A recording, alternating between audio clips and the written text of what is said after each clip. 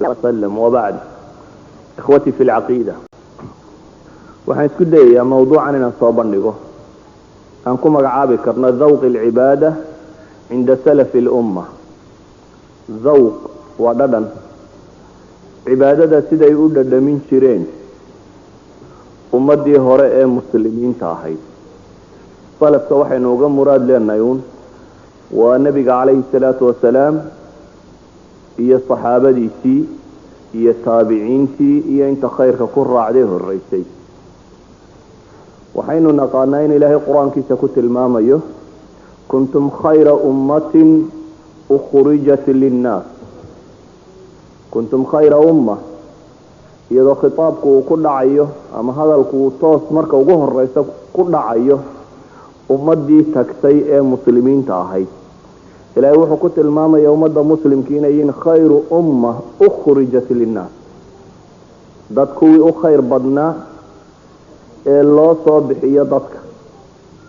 والنبي قلت الماما عليه الصلاة والسلام كما يرويه الإمام البخاري في صحيحه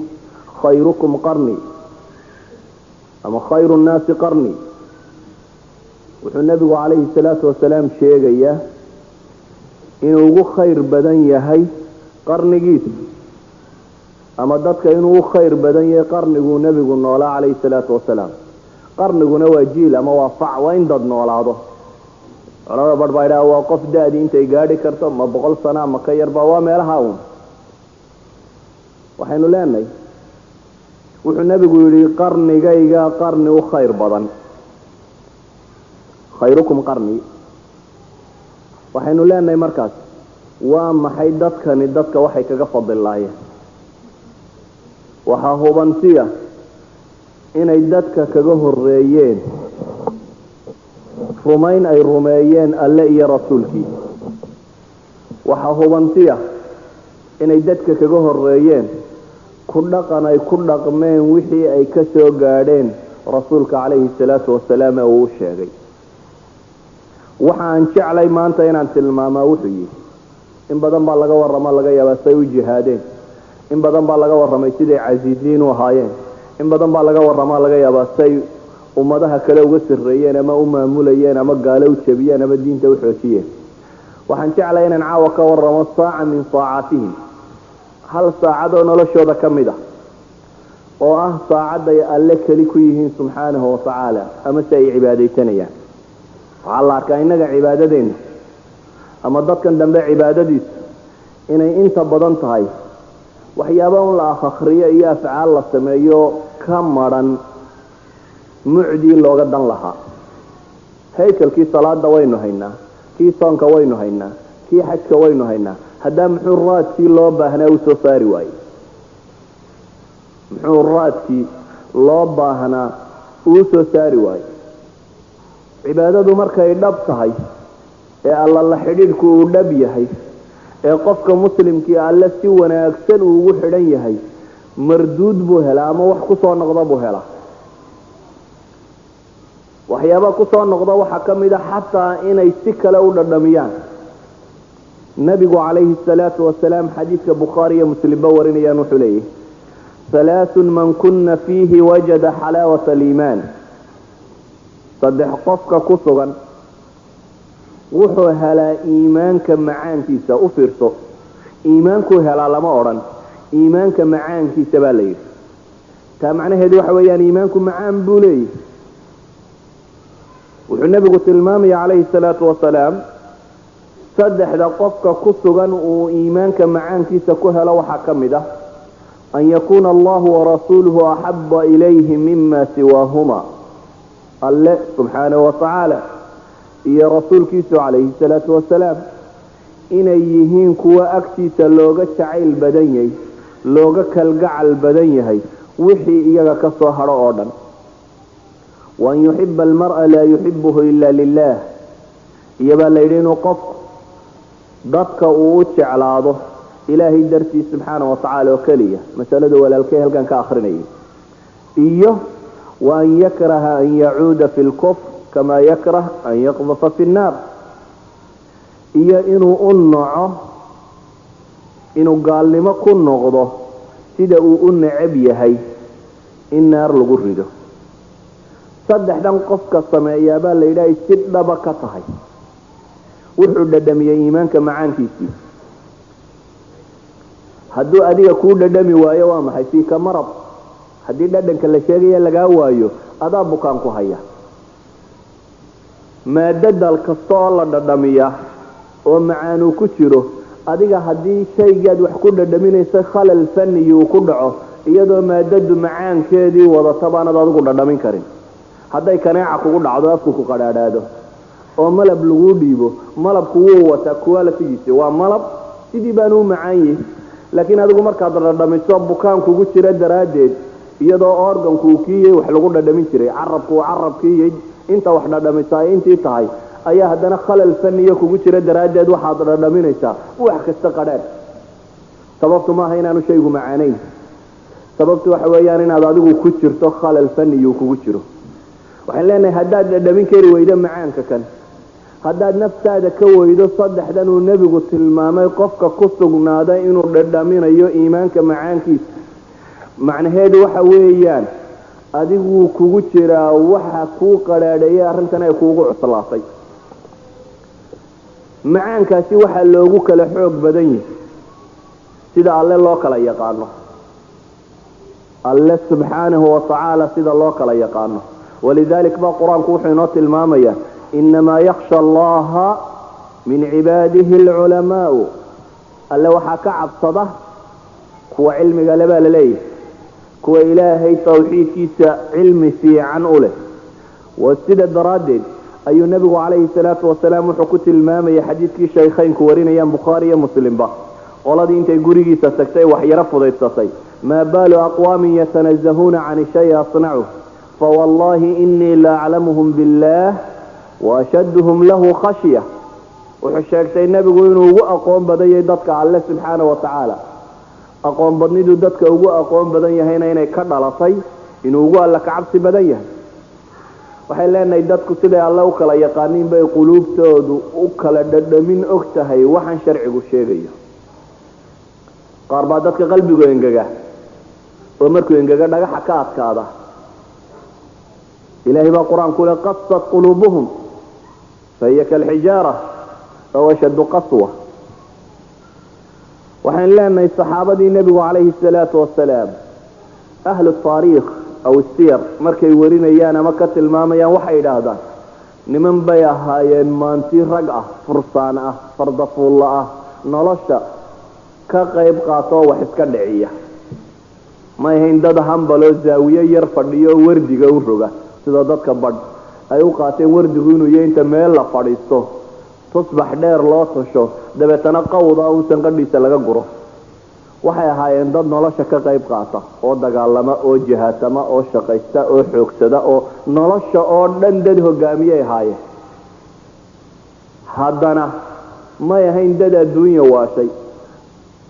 oo maanta oo dhan intuu soo shaqaynaya habeenkiina kasii fekeraya berrita siduu u toosi lahaa ee salaada usii jarmaadi lahaa saacadda usii buuxsanaya oo hamigiisi wuxuu ku xidhan yahay oo dhan uu yahay berritaa shaqadii ka xabsaamaya ayahay mashquulinina waa inaan goor hore sii seexdaay alhamu kullu shaqadu ay qaaday shaqada iyo sidii loo qaban lahaa iyo sidii loo xoojin lahaa maskaxdiisuba ay ku arjasgaraysantao ku xidhantahay may ahayn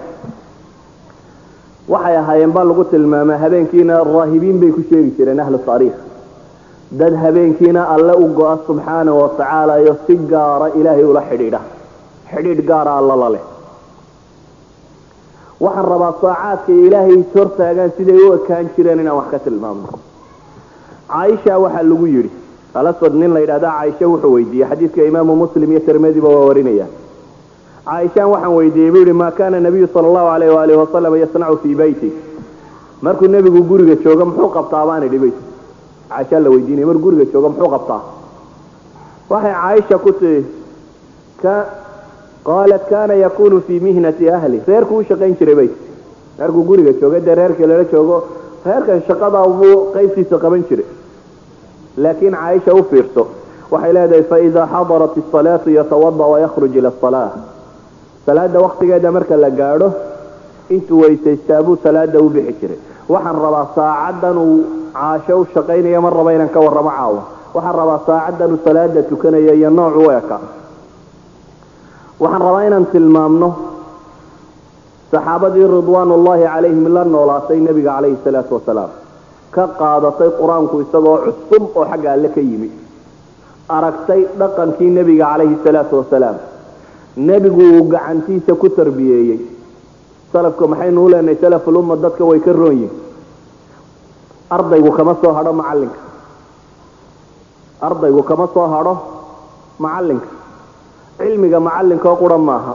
macallinka waxa laga qaata wax tarbiya la yidhaahdo oo cilmiga ka ballaadhan raggani waxay ahaayeen saxaabadaahi kuwa macallinkoodu yay nebi moxamed calayhi salaatu wasalaam oo isagu gacantiisa uu ku dhilay mid walba uu jafay waxa xuna uu leeyahay uu ka nahiyey waa aragteen waxa qur-aanka iyo axaadiista asbaabu nuzuul ku jirta waxaana asbaabu nuzuuli waa afcaashay samaynayeen saxaabada tani oo maalin walba la saxaya khata dhacayay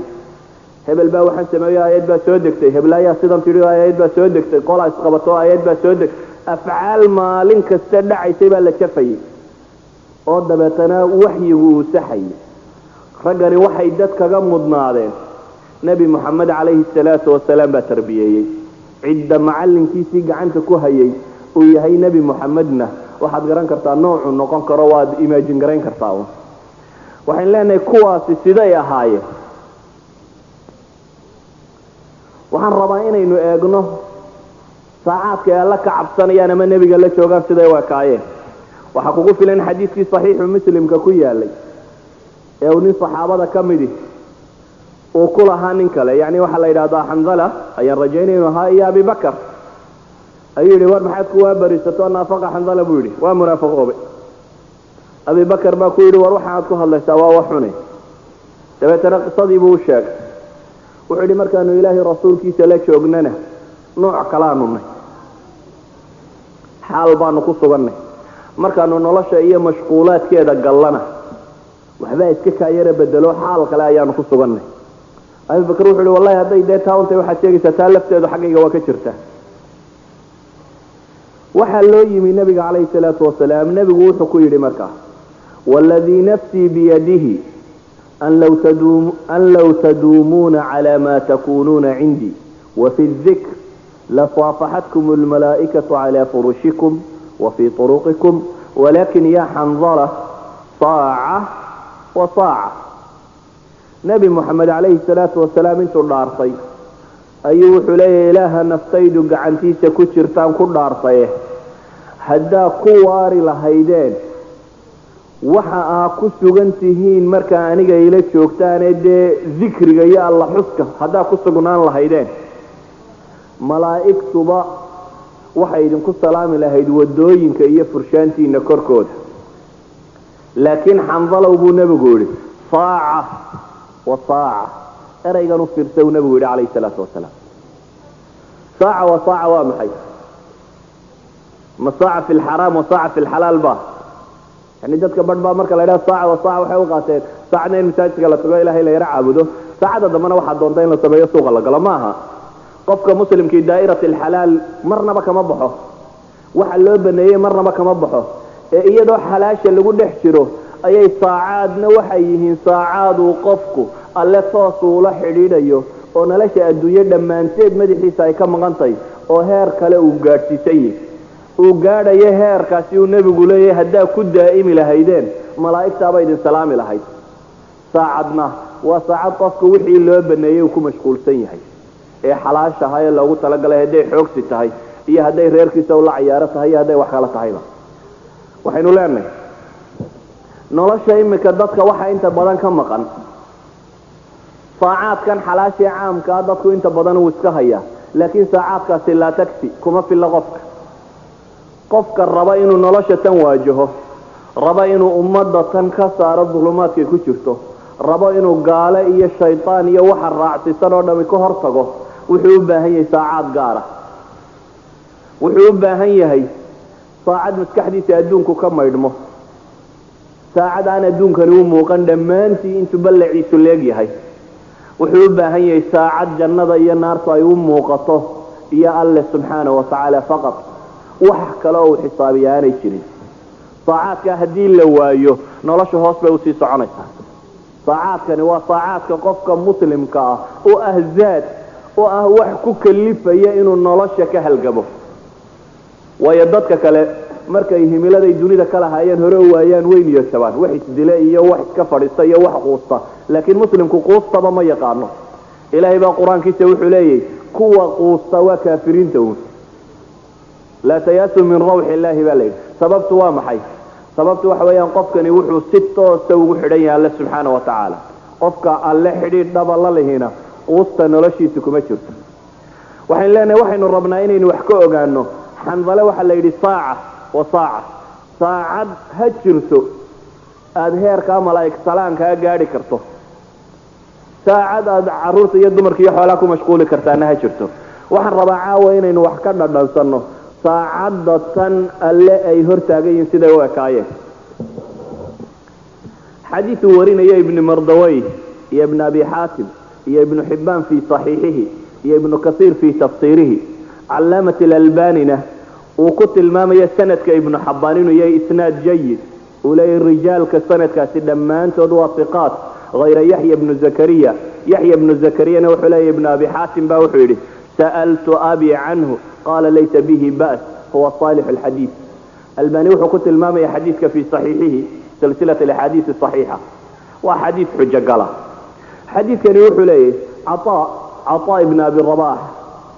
waa arday ka mida ardaydii ibnu cabaas iyo taabiciintii waaweynaa ka mid a. caطaa baa wuxuu yidhi aniga iyo ibnu cumar, cabdillaahi ibnu cumar iyo cubayd ibnu cumayr, saddexdayadaasaa israacnay buu yidhi caashaanu u tagnay radia allahu canha. caasho markaanu u gallay iyadoo xijaab noo dhexeeyo, ummahaatu lmu'miniin min waraa'i lxijaab unbay ka hadli jireen, iyadoo xijaab noo dhexeeyo ayaa caaisha waxay cubayd ku tidhi maa yamnacuka min ziyaaratina. waar cubaydow maxaad horta noo soo booqan weyday bay tihi, noo soo ziyaaran weyd. qaala qawlu shaaciri zurgibban tasdad xubban. gabay buu tiriyey marka wuxuu yidhi waxaan idiin soo maxaad had iyo goor noogu iman weyday bay caaisha weydiinaysaa. isna wuxuu leeyahay waxaan idinku iman waaye qawl waxaan xasuustoo kale buu leeyahay, yani halkuu ninka gabayaagi ka yidhi marmar qibku kalkal, yani marmar soo ziyaaro kalgacalkaa badane. yani qofka haddaad raadka ku badiso maalin walba u tagto kaanamaa uu qofku kaa yaro kaanaya, laakiin dhowrkii cashaba markaad mar soo ziyaarato ee ziyaarada interval uu dhexeeyo ayuu nin gabayaayi sheegay. saasaan uga dan lahayn buu yidhi. cabdillaahi ibnu cumar wuxuu ahaa nin aan kaftan badnayn. cabdillaahi ibnu cumar baa wuxuu ku yidhi marka hadalka naga dhaafa, kaftankana wadaan daaya, laakiin maxay yeela buu leeyahay caashu la hadlaya wuxuu leeyahay akhbarina biacjabi ma ra'aytahu min rasuuli illaahi sala allahu calayhi waalihi wasalam. caashaay waxaad nooga warantaa waxa ugu yaabka badan le aad nebiga ka aragtay calayhi salaatu wasalaam. caaisha waxay tidhi way oyday markii nebi alle la xasuusiyey ayay oyday caashi, way sayn kari weyday. dabeetana waxay tidhi kullu amruhu kaana cajaba. arrinta nebiga oo dhammi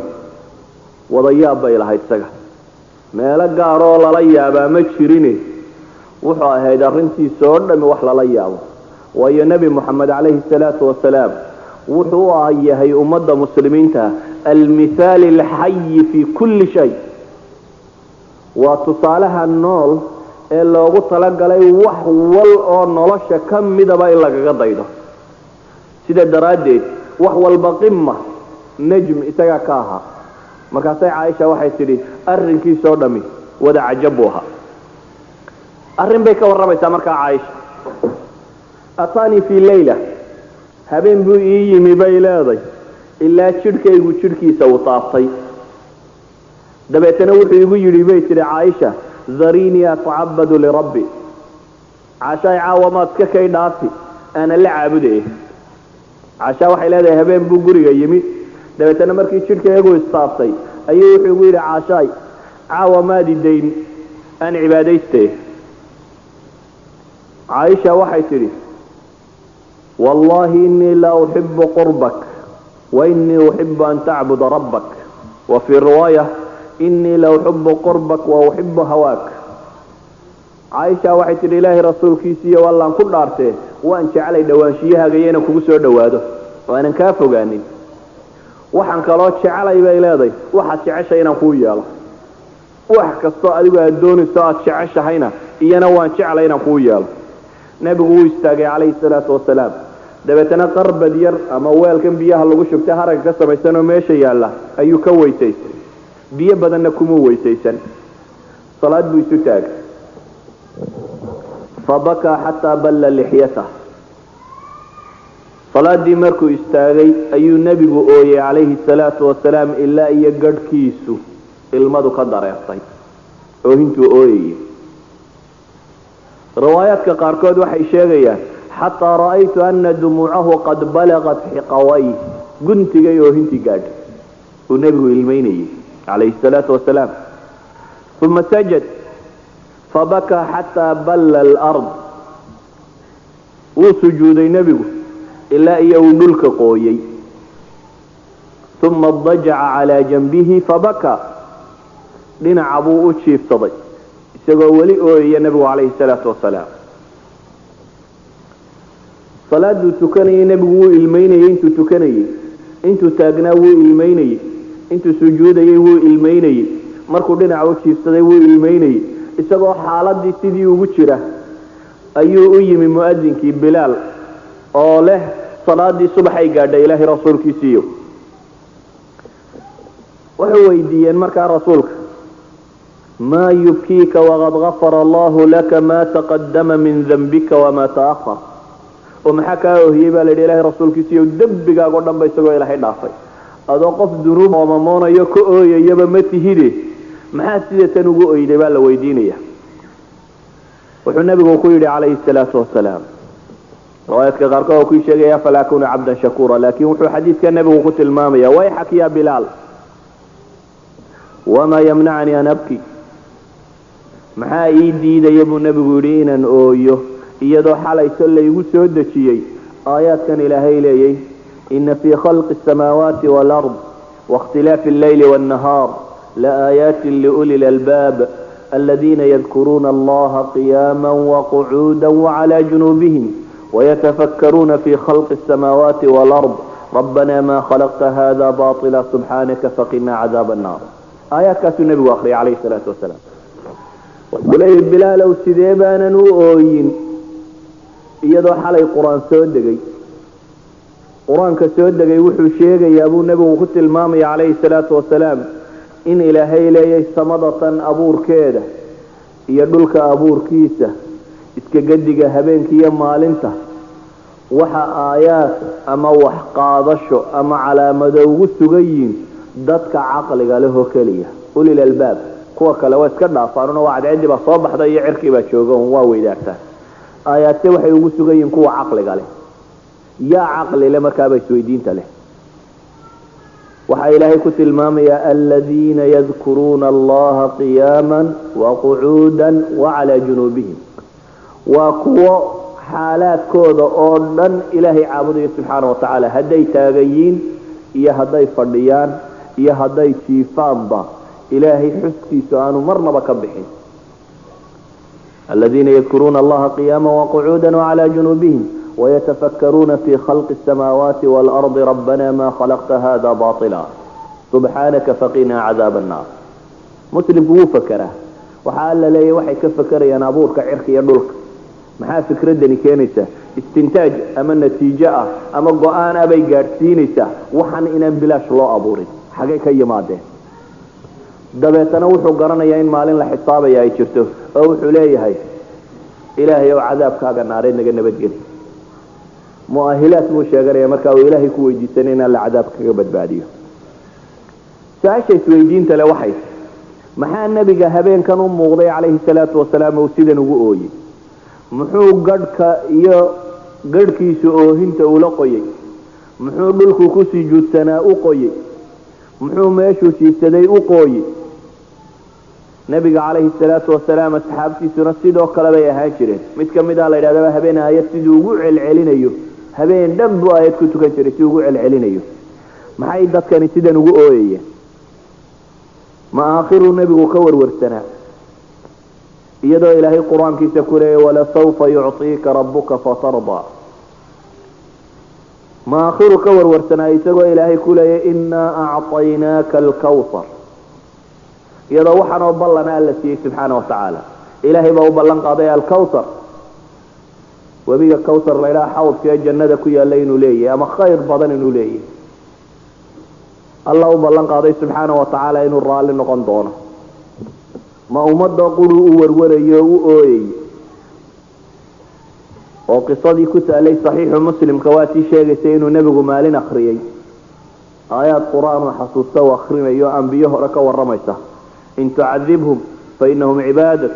wain takfir lahum fainaka anta alcaziizu alxakiim iyo aayaddii kale ahayd faman tabicanii fainahu minii waman casaanii fainaka gafuuru raxiim laba nebi buu xasuustay oo nebiyullaahi ibraahim iyo ciisa oo ummadoodii u warwaraya oo kuwii xataa alla caasiyey aada moodo inay leeyihin ilaahow haddaad u naxariisatana adiga ah kii dambi dhaaf badan markaasuu nebigu ooyey calayhi salaatu wasalaam ummadiisii markuu xasuustay dabeetana gacmuhu cirka u taagay isagoo le allaahuma ummatii allaahuma ummatii dabeetana wuu ilmeeyey xadiiskaasi wuxuu sheegayay subxaana wa tacaala isagoo og muxamed calayhi salaatu wasalaam wuxuu ka ooyayo oo uu ku yidhi dabeetana ilaahay wuxuu ku yidhi ya jibriil idhab ilaa muxamed faqul lah inaa sanurdiika fii ummatina oo kugu xumayn mayna baa la yidhi subxaana wa tacaala waa laga dejiyey haddaa ragga oohintu ma qurux bay ku tay ma mamduux baa ninku inuu ooya ma wax la ammaanaabaa dhibaatooyinkii mashkiladdu markay dhacdo ninku inuu ka ooyaa ma wax ammaan leba waxaynu leenahay caalamkao dhami wuxuu ooyaa markuu xasuusto cadamata rabbi alla weynidiisa subxaana wa tacaala insaanka daciifka ahi markuu isgarto inuu hortaagaya alle subxaana wa tacaala kownkan dhan ee aanad waxba ka ahayn allihii abuuray weynidiisa markuu xasuusto ayuu qof kastoo muslimi ooyaa wuxuu ooyaa qofka muslimkii markaanu garanayn mustaqbalka dambe majhuulka wuxuu noqon doono wuxuu ooyaa qofka muslimkii markuu xasuusto inuu ilaahay la hortaagi doono wuxuu ooyaa qofka muslimkii markuu garto maalin kasta dhacdooyinkan uu samaynayo in la weydiin doono ardayga yari wuxuu warwaraa marka sabjiga uu ku yaro cuslaado ayuu islaa salow imtixaanku muxuu noqon ka jaamacadda ku jira marka uu koorska la siinayo 4 buug 8 buug uu noqdo ayuu yidhahdaa wallahi sanadkan waxba garan maayo mushkilad baa haysato koors aad u tiro badan baa la siiyey 8 buug baa la yidhi soo akhri 8 buug buu ka warwaraa laakiin bal markaad xasuusato every second of your life waxaad qabatay daqiiqad kastoo noloshaada ka mid inay recorded tahay oo weliba amaama allahi inta lagu soo taagayo oo amaama annaasi lagu taago in lagu weydiin doono every second of your life waxaad qabatay muxuu qofku markaasi dareemaya markuu garto inuu ilaahay sor taagayo ilaahayna inuu isla hor taagayo wuxuu soo qabtay noloshiisii oo dhan aan waxba lumin ee wax waliba ay qoran yihiin waxaynu leenahay dadka muslimiintii waxay ahaayeen markay cibaadada u dhaqaaqayaan saacaddan rabay waa saacaddaasi dad aada uga fakera meeshay ku socdaan insaanku waa la ogyahay mustaqbalka inuu ka warwaro weliba markuu mustaqbalku wax weyn agtiisa ka yahay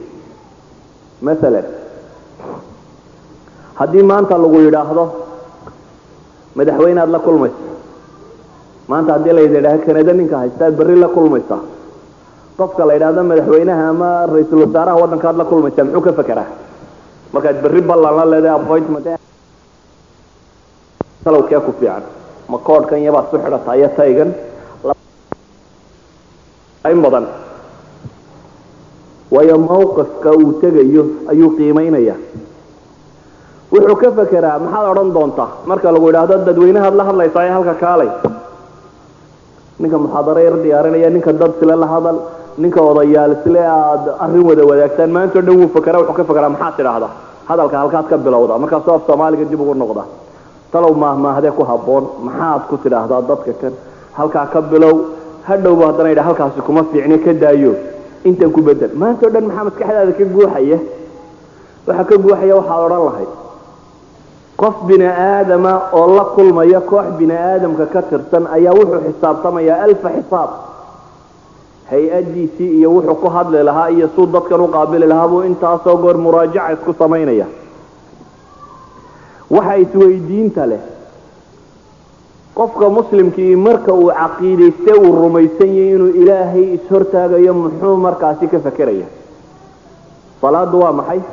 waxaad rumaysantahay allahu akbar markaad tidhi inaad caalamkii oo dhan ka baxday, inaad ku tala jirto inaad ilaahay ishortaagto, ilaahay intaad ishortaagto weliba inaad la hadasho, intaad la hadasho weliba inuu alla kuu jawaabo subxaanahu watacaala siduu nabigu calayhi salaatu wasalaam ku tilmaamay axaadiista saxiixa taqaaniin. xadiiث الqudsigii muxuu nabigu tilmaamayey? ilaahay baa wuxuu yidhi subxaanaه watacaala qasamtu الصalaaةa baynii wa bayna cabdii,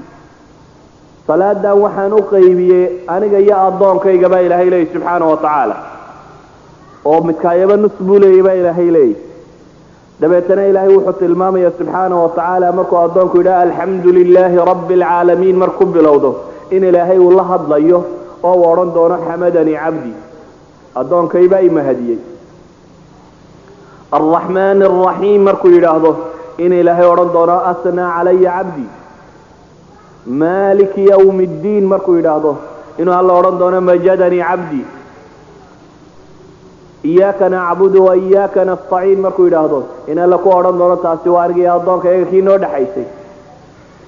inuu markuu yidhaahdo ihdina siraata almustaqiim siraata aladiina ancamta calayhim, weedhahan u fiirsa maxay yihin? weedhaha kani ilaahay baa wuxuu kaa kafaalo qaaday marka aad isaga la hadlayso waxaad odhan doonto. waxba maahmaaha soo qoran, waxba hadal kale ha isku soo duwin. ilaahay baa kule weliba anaa ku baraya sida layla hadlee kaalay oo waxaad ku bilowdaa ammaantayda. dabeetana waxaad sheegataa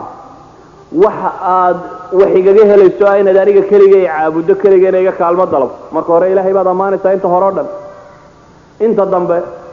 inta dhexe waxaad sheeganaysaa waxaad ilaahay wax kaga doonayso, oo waxaad leedahay iyaaka nacbud wa iyaaka nastaciin, iyaaka waxdak,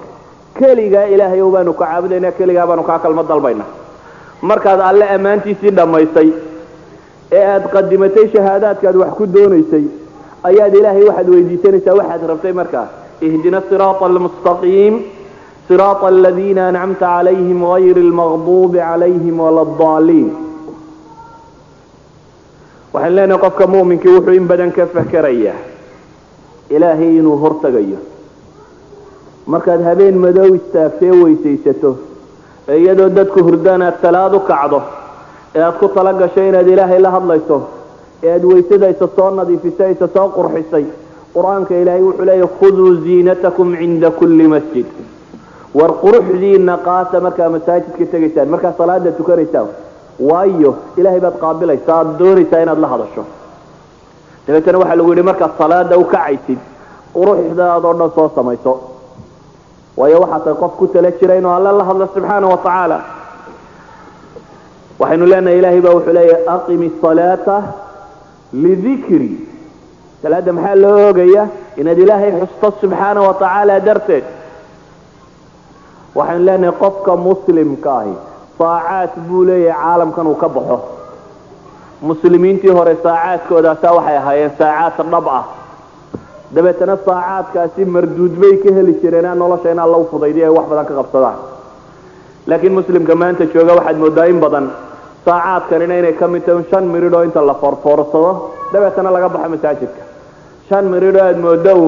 in dadkaba la soo qabtay una meesha xabsi lagu ururiyay intay ahayd salaamu calaykum marka la yidhaahdana sidii wax wala la kala yaacaw. 5 miridh aad moodo qofku inuu culays ba dareemayo, wallahi salaadii weli maan tuko kaanama culays inaga ridaya inaga saaraya ay ku tahay. waxay leenahay waxaa kala gadisan xalaawatul iimaan sida iyagu u dhadhaminayeen salafil umma iyo sida dadka kale u dhadhaminayo. waxay leenahay wuxuu ahaa nabigu calayhi salaatu wasalaam saacaadkiisaasi markuu ilaahay sortaago saacaad aad u cajiiba bay ahaayeen. xadiidka imaamu abu daawuud uu warinayo albanina uu tasxiixinayo wuxuu nabigu leeyahay calayhi salaatu wasalaam axadi صaxaaba can maطrif can abiih ayaa wuxuu leeyahy ra'aytu rasuula allahi sala allahu alayhi waalihi wasalam yusalli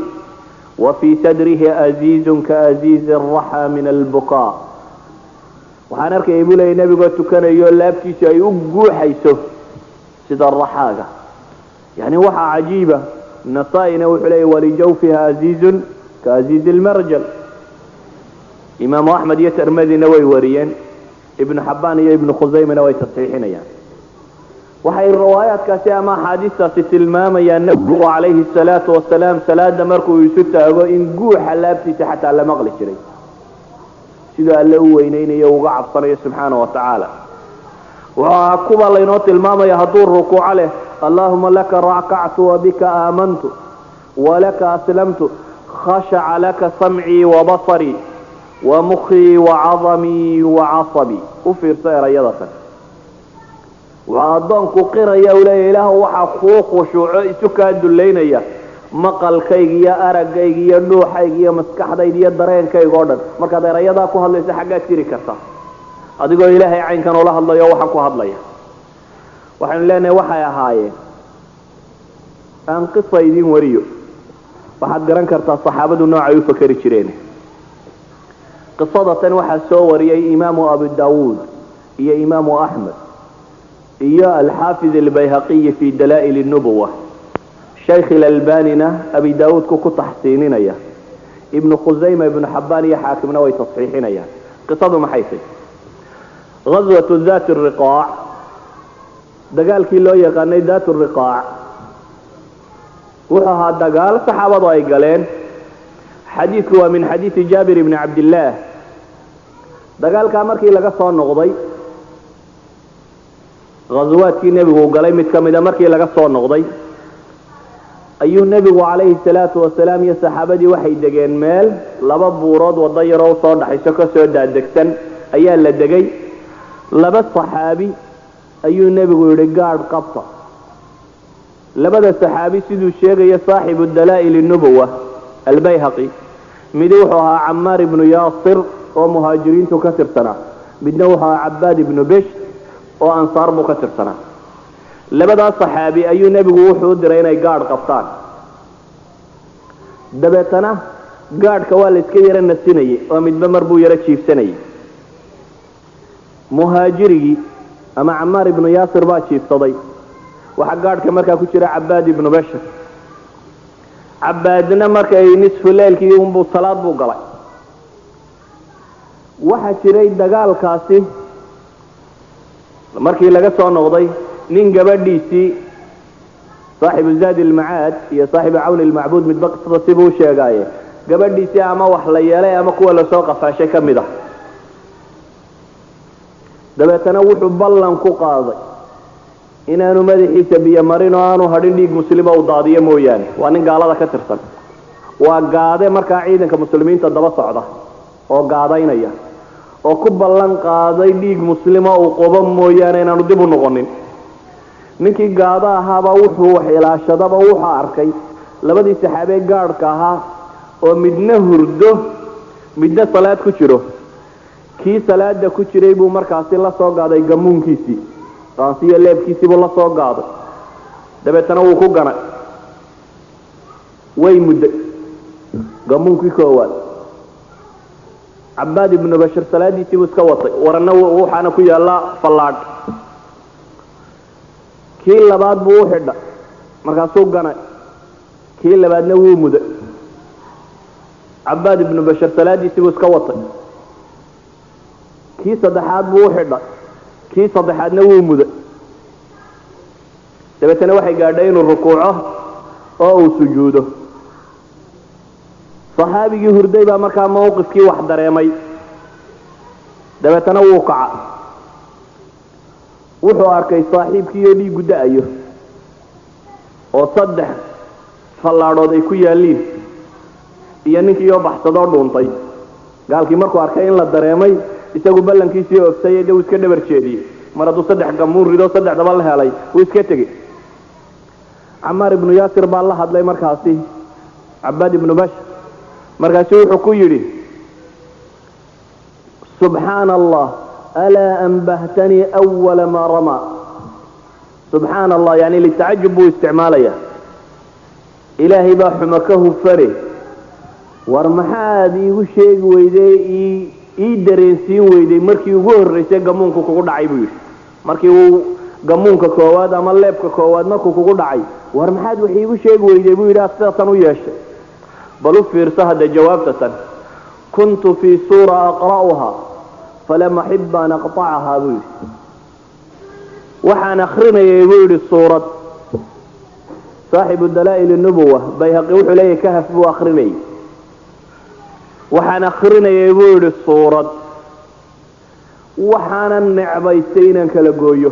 anigoo ilaahay la hadlayo taagan oo salaad ku jiro suurad qur'aan akrinaya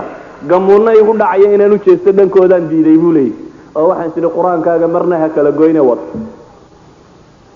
wuxuu dareemayay markaa qofka kani caqligiisu si xagguu jiray salaadiisu se maxay ahayd waxaad garan kartaa saxaabada tani markay ilaahay is hortaagaan noloshoodu noocay u ekaan jirtay marka wuxuu ahaa ninkaa gamuunada lala dhacayo ee haddana salaadiisa ku jiray isagoo ay u bannaanayd inuu wax iska celiyo haddana door bidee kule waxaan diidayey culama badh baa weliba waxay leeyihin waxay masaladani daliil ka tahay bay leeyihin qofku hadduu go-aansado sida tan cabaad inuu yeeli karo mar haddii aanu nebigu ka nahyin intay qisadu gaadhay saxaabigani saasuu yeelay waxay leenahay waxaa laga yaabaa inay idinku tidhahdaan ma nin nabarra ku yaaliin oo 3 gamoon ku yaaliin baan waxba dareemaynin dadka maanta jooga caalamka maadiyaadka ay rumaystaan aan qiso yar oo kale idin naqliyo الدكتور محمد علي بار حفظه الله ودكتور مسلم معانا وكتابه بدن له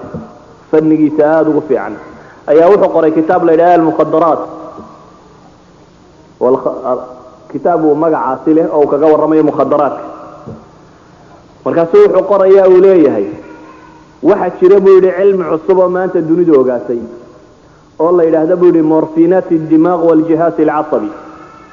morfin waa morfinta dabashan la yiraahdo afka ingiriiska ba waxaan wax lagu suuxiyo ama lagu sakhraamo ama caynkana la isticmaalo waxa jira buu yiri waxa imika u bixiyeen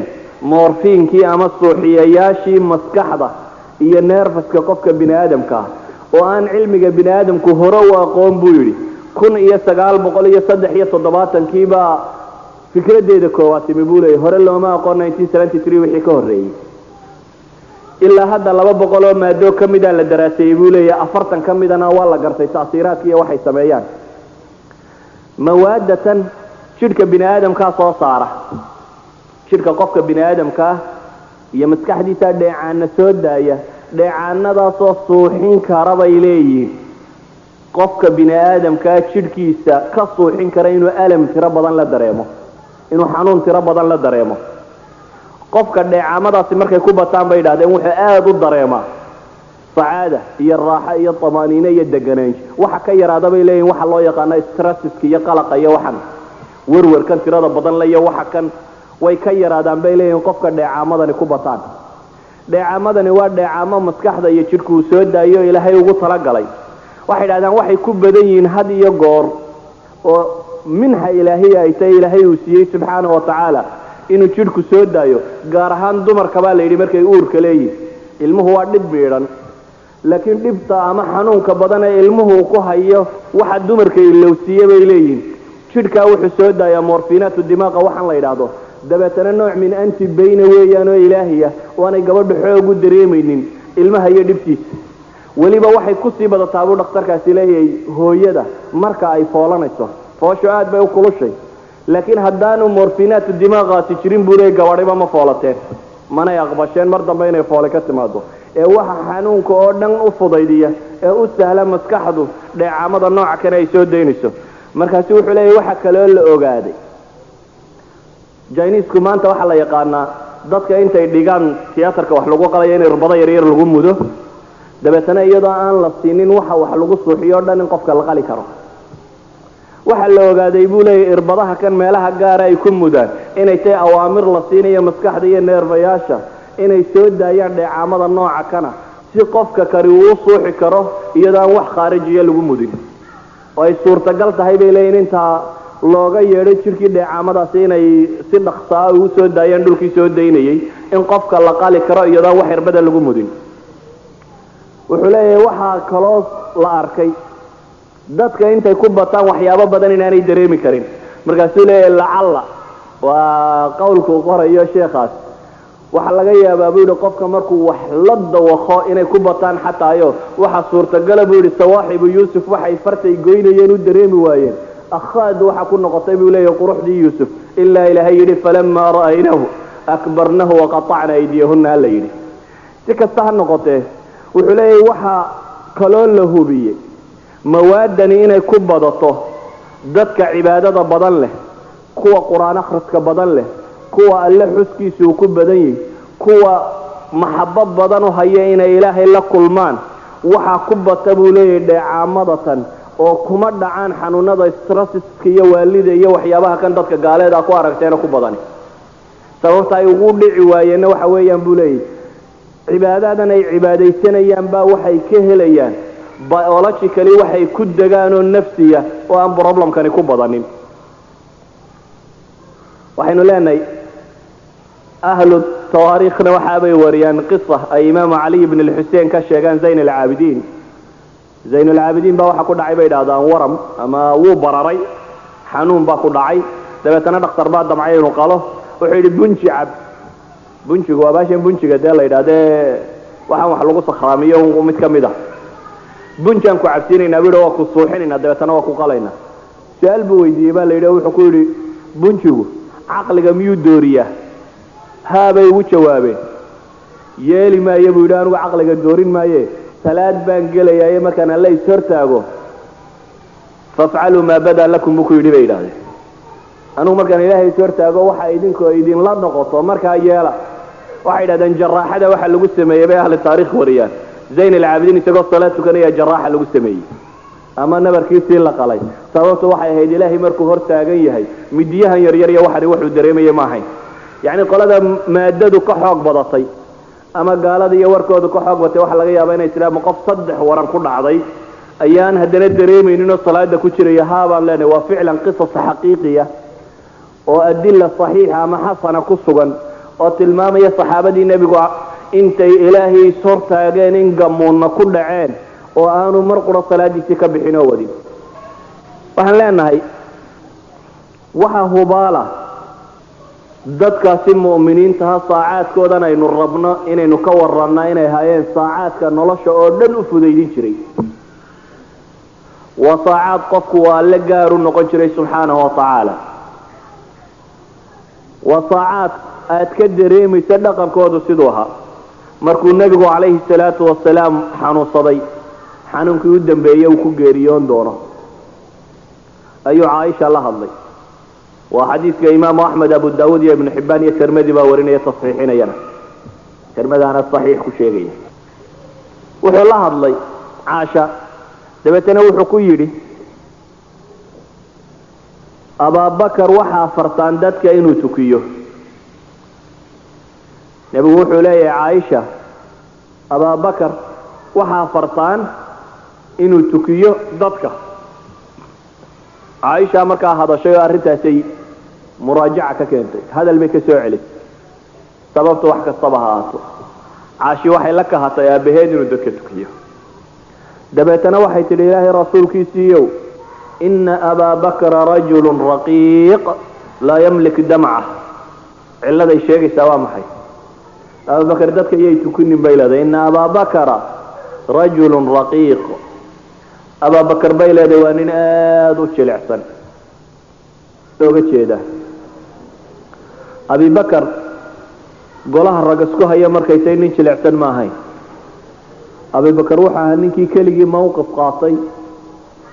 تاقنا أينقص الدين وأنا حي تاقنا يا لها ورما أنيقو النول با إلهي الدين تيسا وحلقا قوينية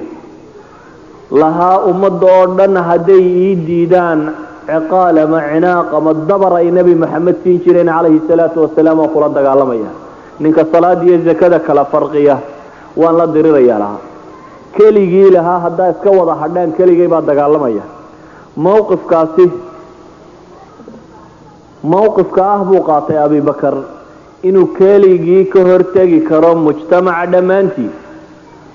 أبي بكر موقف كابو قاطي مسلمين تيدو نبي قاعد الرومينين عليه الصلاة والسلام إنه الروميو كالي يوقر قارو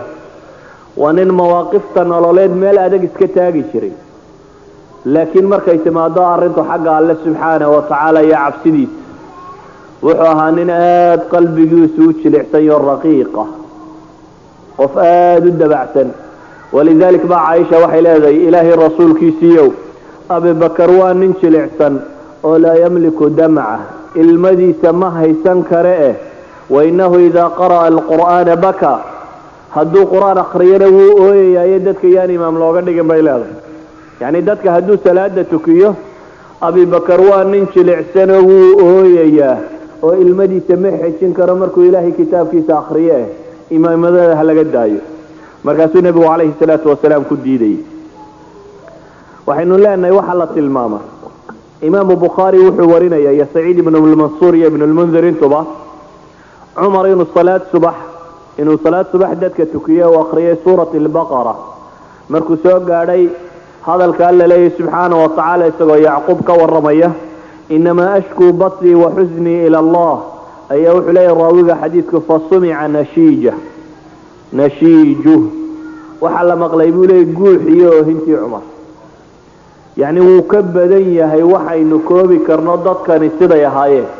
ولذلك ما النبي عليه الصلاه والسلام حديث الصبع وحكو شيغيا حديث كيات كو قيمه بدنا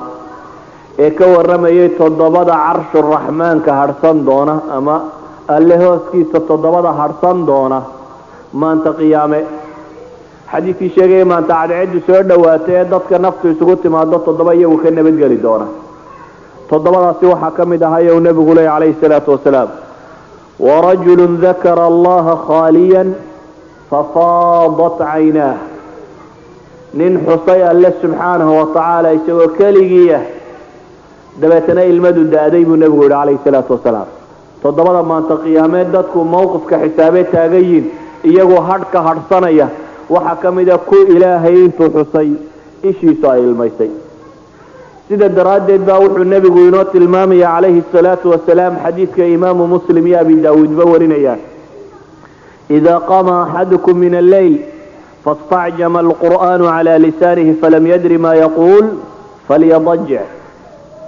wuxuu nabigu leeyahay alayhi salaatu wasalaam midkiin haduu kaco oo habeenkii uu salaad tukado dabeetana quraanku carabkiisa uu ku adkaado uu garan waayo wuxuu ku hadlayo macna meesha ku jira muxuu qofka muslimkii markuu tukanayo inuu isku dayo waxaanu ku hadlayo inuu fahmo hadaad rabto salaada inaad ku khushuucdo waa inaad ogaataa waxaad ku hadlayso iyo cid aad la hadlayso marka aad garato waa cid maad la hadlaysaa iyo maxaad ku hadlaysaa waxaad garan kartaa markaas qalbigaagu inuu soo jeesanayo aad khushuucaysid waxaad ogtay inaad alle la hadlayso subhanahu wa ta'ala waxaad ku hadlaysaa baryadiisa iyo amaantiisa inay tahay saadaradeed qofka qalbigiisu uu noolaanayo uu soo jeedaya haday dhacdo mesela inta salaatu leeyl tukatayna hurdadu ka xog badatay inaad fahmi kari weydo waxaad ku hadlayso nabigu wuxuu leeyahay alayhi salaatu wasalaam waxba salaadna hasii tukanay iska seexo wayaarinku wuxuu ahaa qofku inuu ilaahay xuso amaano shartaago la hadlo laakiin haday taasi ka maqantay buu nabigu ku tilmaamaya oo ay kugu adkaatay inaad fahamto waxaan aad ku hadlaysay oo aad garan weydo buu fahmi weydo waxa aad leedahay falyadajj buu nabigu leeyahay alayhi salaatu wasalaam ha iska jiifsado qofkaas waxaan jeclay waqti badan baa fadhideen inaan idin daaliyana ma jecli hadalka inta badani inta horuma inta dambe masaxday waxaan jeclay message-ka inaan idin dhigo aan idinka masaxmin oo aan soo koobo in ka badan intan waa laga hadli karaa laakiin aan koobabaan jeclay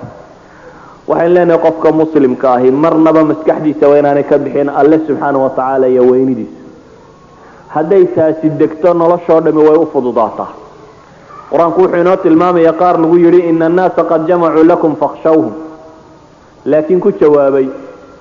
حسبنا الله ونعم الوكيل ويندا الله ايا قلبigooda degtay dabeetana waxay rumaysayn in Allah la qawiyyun aziz wallahu ghalibun ala amri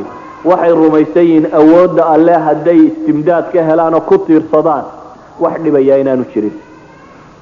waxa quraanku inoo tilmaamaya inaynu in badan u fiirsano mowqifka inaga dambeeya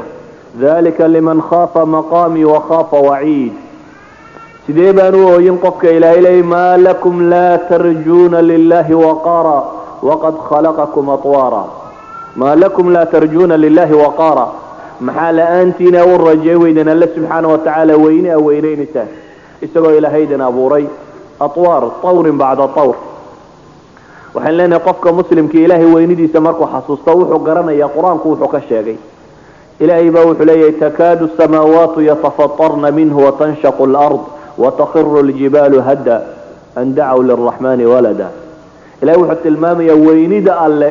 markay qaar bini aadamka ka mid iska hadlaan ee ay sheegaan waxyaabo aan loo baahnayn oo ay ka mid tahay waxyaabo badan oo aan loo baahnayn oo ay ka mid tahay maalan inay ilaahay yidhaahdaan baa walad iyo wax la nooca in cirkan iyo dhulkan iyo samaawaadkani uu ku dhowaadaan inay kala googo-aan oo buuruhu dumaan hadalkaa bini aadamka foolxumadiisa markay maqlaan baa ilaahay leeyahy waxaa laynoo tilmaamaya nabiyullaahi muusa calayhi salaam markuu yidhi ilaahay waan ku arko ilaahay wuxuu ku tilmaamay walakin indur ila aljabali fain istaqara makaanahu fasawfa taraani buurtu inay dildilaacday alle subxaana watacaala weynidiisa markay aragtay waxaa laynoo tilmaamaya amase waxaynu leenahay sidee baanu qofka muslimkii u ooyin oo u ilmayn oo u guuxin isagoo akrinaya alle subxaana watacaala hadalkiisii isagoo ilaahay la hadlaya iyadoo aynu ognahay nebi moxamed calayhi salaatu wasalaam xadiidkii saxiixa ahaa inuu ibnu mascuud yidhi igu akri qur-aanka oo uu nebigu uu ibnu mascuud ku akriyay suuratu nisaa oo markuu marayay fakayfa ida ji'na min kulli ummatin bishahiid waji'na bika calaa haulaai shahiida uu ku yidhi qaala xasbuka laan markaasaan eegay buu leeyay ibnu mascuud nebiga oo waxa arkay iyadoo labadiisa indhood ay ilmaynayaan xadiidka shaykhaynkaa warinaya waxaan leenahay kaasi waxa weeyaan xaalkii ambiyada iyo alcaarifiina billahi alawliyaai saalixiin kuwa alle garanaya caarifiin billaahi ah ee awliyada saalixa ah ee wanaagsani waa kuwaasi waxaan leenahay cusuurteenna waxaa soo yaraaday dadka saacaadkan alle la leh dadka qaabkan ilaahay ula hadla dadkii muslimiintii hore waxay ahaayeen dad noocaas iyo miyir beela waxay ahaayeen baanu odhan karnaa dad zurara ibn lawfa oo qaadi bisri iyo taabiciya ayaa wuxuu maqlay ama si akhriyay فإذا نقر في الناقور فذلك يومئذ يوم عصير ودعي بالله يراهدا دبتنا سيدي بين نفتك كبحضة دي بوبة صاكعين وحنا دوتش علىها إن كلمة واحدة يراهدا كلمة دا سوحي هاي الصحابة دي النبي كوا النبي مركي دقيتني أنا عليه الصلاة والسلام وإلهي حصوصيه كوا المية بهاي إلا حدا دو ذكرنا إنسان حديث كيكو يالي 40 صحيحها عرباض بن الصاري أولها وعدنا رسول الله صلى الله عليه وآله وسلم موعده ظرفت منها العيون ووجلت منها القلوب وكنت المامي يعني سيتأثر كودي يتبدل كود وكل عي أني يردب حصوصنا إنه نبي يري لبا إندوت ناري مطابطة مالك قيامة إل الله حصوصته ويدي إيا إل إلالين سوى مدى مسلم كاه oo front line ka u taagan oo ribaad ku jirta oo ilaalinaysa dadka muslimiinta ah waxaan leenahay ummadda muslimiinta ha noqdaan dad adooma alla shukr naqa wa qalilun min ibadiy ash-shakur ba ilaahayna waxaan ku soo koobaya maraday saacadii cunadu bilaabantay inuu ilaahay yuhuud ku tilmaamay wama qadarullaha haqa qadri waxay la xumaadeen waxa weeyaan allaanay weynayn weynidu xaq u laha dadka muslimiinta ah oo dhan waxaan ugu yeedhaya oo aan naftayda ugu horeysiinaya inaynu alla ka cabsano subxaanahu wa ta'ala weynida uu xaq u leeyahay inaynu weynayno inaynu isku dayno nolosheena inaynu ka helo saacado nolosha inta kale zaad inoogu noqdo waxa hubaala saacadaha si hadii la helo in ilaahay talaabooyinkeena saxayo murugada badan ayna haysatay inaga qaadayo dhibta badan aynu ku jirno solution in loo wada helayo kelimadaydu waxay ku koobantay marka salafil umma hadaynu rabno inaynu soo noolayno wax ay rumaysnaayeen waa inaynu kala soo rumaynaa suluugoodii iyo dhaqankoodii qaab nololeedkay u dhaqmayeen ay ilaahay ula xidhiidhayeen